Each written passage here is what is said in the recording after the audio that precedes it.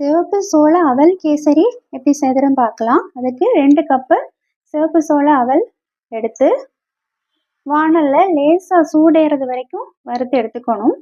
அடுப்பை சிம்மில் வச்சு நம்ம வறுக்கணும், இல்லைன்னா தீஞ்சிரும். இது ரொம்ப நைஸாக இருக்கும், அதனால் லைட்டாக வறுத்தாலே கொஞ்சம் சூடேறினாலே போதும்.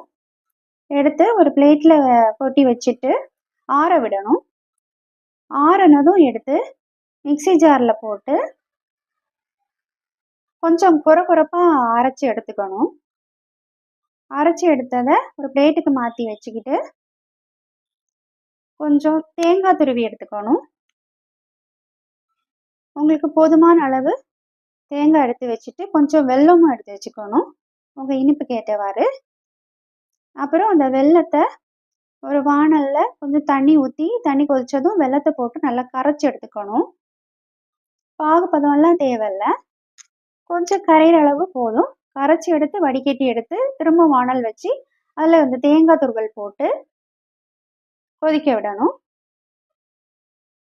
கொதித்ததும் தேங்காய்